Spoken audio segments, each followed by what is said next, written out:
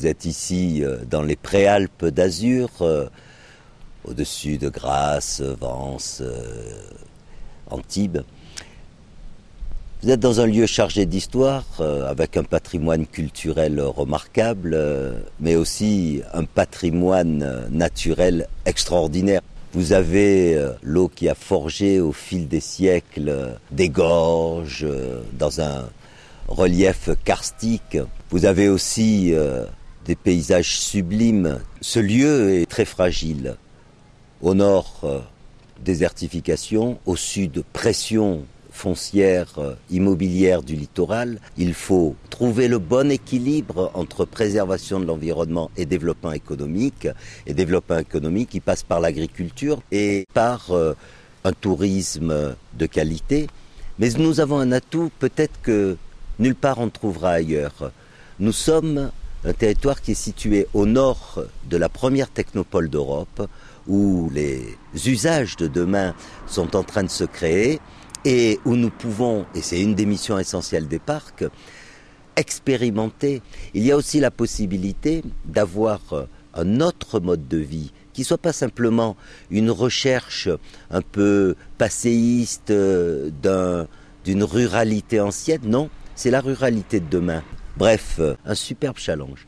L'idée au départ, ça vient quand même ça vient des élus, c'est pas une volonté, disons, de la population de faire un PNR. Donc on a été les premiers consultés par les élus quand ils ont commencé à avancer cette idée. On avait fait il y a une charte qui a été faite en concertation avec plus ou moins d'éleveurs. Les gros points qui avaient été soulevés, c'était les problèmes de prédation du loup, les problèmes d'installation, c'est-à-dire d'accompagnement, de tout ce qui était lié à l'installation, de foncier surtout, donc toujours je pense qu'il faut le répéter, parce que c'est important. Avait été aussi soulevé l'histoire de créer une marque parc sur un logo qu'on ajouterait sur tout ce qui était vente directe et vente pour une valorisation un peu plus, quoi.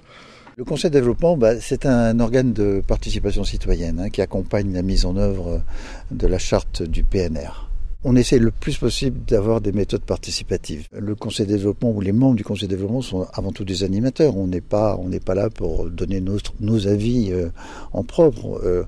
On mobilise et c'est à travers des réunions publiques, à travers des ateliers, à travers des méthodes et des outils participatifs qu'on arrive à faire remonter à la fois les attentes, les besoins et même les avis ou les observations des habitants et des acteurs sur...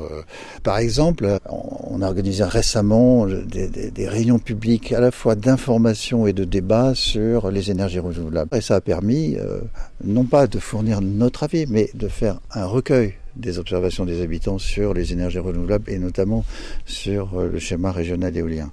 Vous savez, c'est un privilège extraordinaire pour des élus de pouvoir travailler à une aventure exceptionnelle, celle de préserver un patrimoine d'exception et faire en sorte que l'humain y trouve toute sa place. Et tout cela en relevant par l'innovation les défis du futur. Bref, nous faisons de la belle politique et ensemble avec la participation de tous, et ça, c'est un très beau privilège.